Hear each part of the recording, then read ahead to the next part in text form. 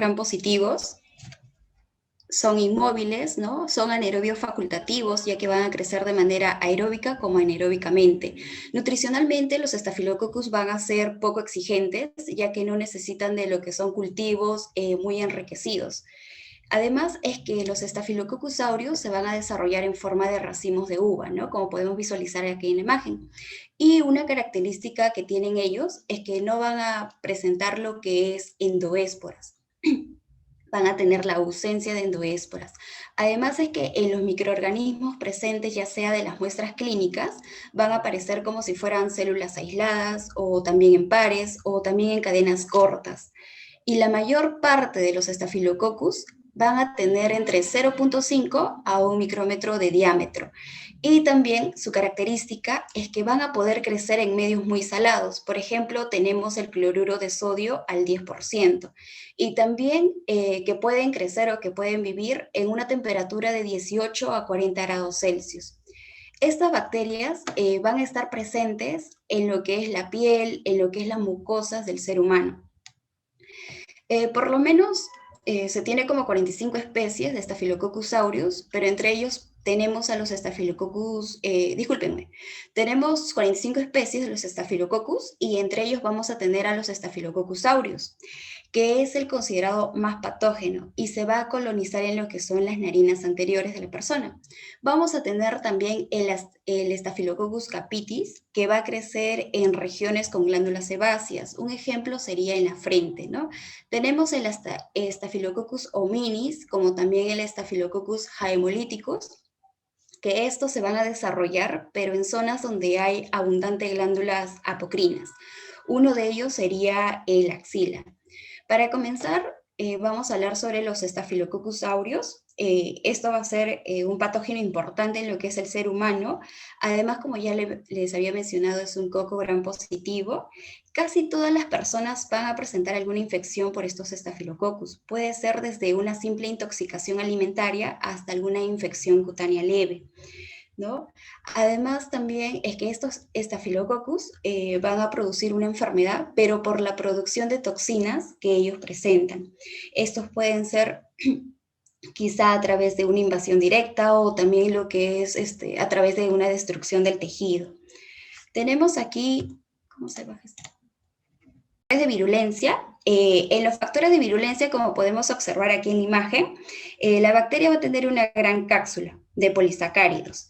Dentro de esta cápsula va a estar el peptidoglucano y ahí vamos a encontrar nosotros diferentes proteínas. Una de ellas es la proteína A, que va a ser la encargada de poder evitar que las citoglobulinas se peguen directamente a la bacteria. Vamos a tener también otra enzima que es importante, por ejemplo, que se va a encontrar entre el peptidoglucano y la cápsula, que vendría a ser la beta-lactamasa.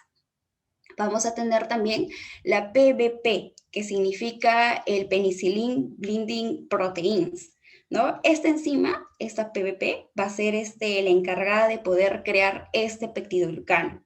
Y también vamos a encontrar a las enzimas adhesinas, que ellas lo que van a hacer es poder ayudar a que la bacteria se pueda adherir a la superficie y también en las mucosas. Esto de aquí, bueno, separando lo que son las bacterias, van a sacar lo que son algunas toxinas y algunas proteínas y la vamos a clasificar en estos grupos. El número 1 vamos a tener las enzimas, ¿no? Y en las enzimas más importantes tenemos la coagulasa. Aquí la coagulasa es importante, ¿por qué? Porque va a convertir el fibrinógeno en lo que es la fibrina. Tenemos el punto 2, que son las toxinas. Aquí tenemos 4 toxinas importantes. Comenzamos con la TSST1, que esta toxina va a producir lo que es el síndrome del choque tóxico por estafilococo. Además, hay que decir que esta toxina es un superantígeno, quiere decir que se puede unir directamente a las células inmunes, ¿no? Y va a estar asociado también con los pacientes, por ejemplo, con el sexo masculino, cuando están en plena menstruación o cuando usan, o bueno, por el uso de los tampones.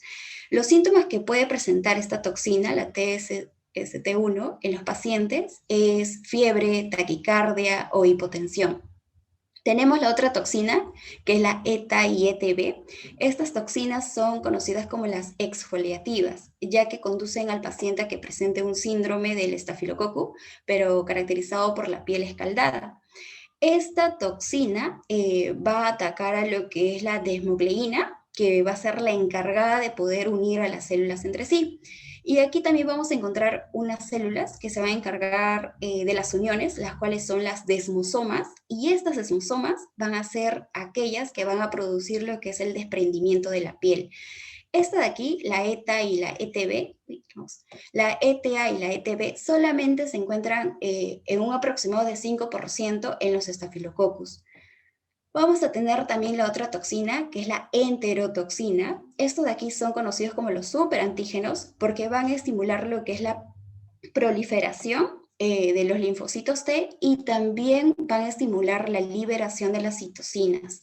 Estas enterotoxinas, por esta estimulación que presentan, van a provocar que haya una inflamación en los mastocitos. Y esta inflamación en los mastocitos va a provocar en los pacientes que haya un peritaltismo intestinal, provocando así lo que es la pérdida de líquidos, ¿no? Produciendo lo que es náuseas, produciendo lo que son vómitos. Tenemos las hemolicinas, como su propio nombre lo dice, licinas, que va a ser la encargada de destruir lo que son los glóbulos rojos. En el tercer punto importante tenemos las invasivas, ¿no? Ahí vamos a tener a la famosa leucocidina Panton-Valentin. Esta de aquí es una proteína que es secretada por el Staphylococcus y esta se va a dirigir a la mitocondria y ahí es donde va a causar lo que es la nivelación del citocromo, ¿no? Y el citocromo va a aumentar lo que es la liberación de las caspasas. Vamos a tener también aquí las cápsulas de los estafilococcus. Tenemos en la primera imagen la cápsula que es muy gruesa. Aquí la característica principal es que va a haber una amplia resistencia al sistema inmunológico y esta resistencia va a ser un poco invasivo. En cambio, la cápsula que es muy delgada lo va a volver solamente con poco resistente hacia el sistema inmunológico y va a ser todo lo contrario, ¿no? Extremadamente invasivo. Hay que acotar también que los estafilococcus no tienen mucha cápsula, van a ser, o sea, cápsulas muy delgadas, y es por eso que nuestra, entre comillas, nuestra seguridad lo puede atacar. Tenemos aquí la sintomatología clínica.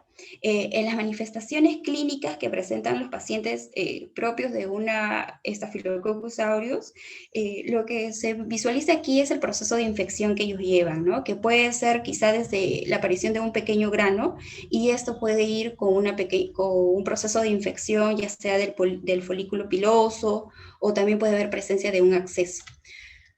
Se van a separar en lo que son enfermedades mediadas por toxinas y también los cuadros supurativos. En las enfermedades mediadas por toxinas vamos a encontrar la famosa, el síndrome de la piel escaldada, ¿no? Aquí, como podemos ver en la imagen, va a haber una descamación del epitelio, pero centrado en los lactantes, con quizá algunas presencias de ampollas. Tenemos también la intoxicación alimentaria, que esta de aquí va a ser, pero después de haber quizá haber ingerido algún alimento o haber consumido agua, pero contaminada, ¿no? Esto de aquí, la intoxicación alimentaria, va a tener un inicio rápido. Quizá el paciente puede presentar lo que son vómitos intensos, diarrea, cólicos, pero su resolución de esto tiene que ser dentro de las 24 horas. Tenemos los cuadros supurativos. El primer cuadro es el limpético, que aquí va a haber una infección cutánea localizada. Esto de aquí se va a caracterizar porque va a haber una presencia de vesículas rellenas de pus, ¿no? Tenemos los foliculitis. Esto de aquí, bueno, tenemos aquí que va a ser la presencia del limpético, pero que va a afectar en lo que son los folículos pilosos. Aquí tenemos los forúnculos. En los forúnculos van a ser grandes nódulos cutáneos, como podemos visualizar, y estos van a ser rellenos de pus, ¿no? Y van a ser muy dolorosos para el paciente. Tenemos los carbúnculos, que estos son la unión de los forúnculos, pero con una larga extensión. Y esto va a ir dirigido a lo que son los tejidos subcutáneos. Aquí también el paciente ya puede presentar lo que son síntomas sistémicas. Por ejemplo, puede empezar con fiebre, puede empezar con lo que son escalofríos o quizá también con la presencia de una bacteriemia, ¿no? Aquí otro cuadro supurativo es la bacteriemia y endocarditis. Bueno, en la bacteriemia prácticamente va a ser la diseminación de todas las bacterias hacia la sangre, provocando así lo que es un foco de infección. En cambio, en la endocarditis, esta de aquí se va a caracterizar por lo que es la provocación, o bueno, más que nada por los daños que va a provocar en el revestimiento endotelial del corazón. Tenemos la neumonía y la empiema, ¿no? La empiema que va a ser la acumulación de la pus, pero en las cavidades. La osteomielitis, que va a ser la destrucción de los huesos, pero especialmente esto va a estar localizado en el área metafisiaria de los huesos largos. Aquí también otro cuadro supurativo importante es la artritis séptica. En la artritis séptica lo que se va a poder visualizar es la acumulación, o sea, de un material purulento, pero en el espacio articular del paciente. Tenemos otras especies de cuadros clínicos, como son las infecciones de heridas, infecciones del aparato geniturinario, infecciones de catéteres y derivaciones, ¿no? Como podemos ver aquí, o infecciones de prótesis también. Ahí. En las pruebas diagnósticas vamos a tener tres. Uno de ellos es la microscopía, que prácticamente es útil para lo que son las infecciones piógenas, pero no va dirigido a lo que son las infecciones del torrente sanguíneo, ¿no? O quizá las infecciones mediadas por lo que son las toxinas. Tenemos el cultivo. En el cultivo lo que vamos a hacer, más adelante lo vamos a poder visualizar ello, y vamos a ver aquí también lo que es la identificación, que vamos a tener la prueba de catalasa y la prueba de coagulasa. En la identificación, en la catalasa, prácticamente las bacterias, ya sean aeróbicas o anaeróbicas, me van a producir lo que es la catalasa, ¿no? Lo que es esta enzima.